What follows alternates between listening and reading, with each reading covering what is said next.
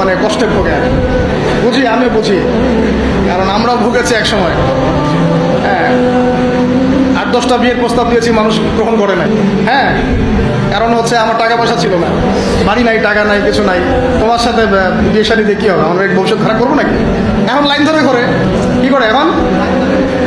ওই জন্য একদিন বলেছি আপনাদেরকে, মানুষের অবস্থানকেই পার্থক্য আছে, এটা সত্য কথা। আপনার অবস্থান যদি এখন ভালো হয় না, দেখবেন আপনার পিছনে মেয়ের বাপের অভাব নাই। আর আপনার তো এখন চাকরি বাকরি নাই, জমি জমা নাই, হ্যাঁ, আপনার টাকা পয়সা কম, আপনি দৌড়ান মানুষের পিছনে, আপনাকে পাত্তা দিবে না। দুনিয়া খুব খারাপ, এই জন্য ভাই দুনিয়ার দাস হবেন না, আল্লাহর দাস হয়ে জানি। দুনিয়ার পিছনে ছোটেন না, আল্লাহ আপনাকে দুনিয়া পায়ের সামনে এনে দিবে ইনশাআল্লাহ। আপনি আল্লাহর হয়ে যান, দুনিয়া আল্লাহ পাক আপনাকে পায়ের সামনে এনে দিবে ইনশাআল্লাহ। তখন দুনিয়ার প্রতি আপনার মোহ কাজ করবে, সিরিয়াসলি বলছি, মোহ কাজ করবে। আল্লাহ আমাদেরকে সবাইকে পরকালের স্বার্থে কাজ করার তৌফিক দান।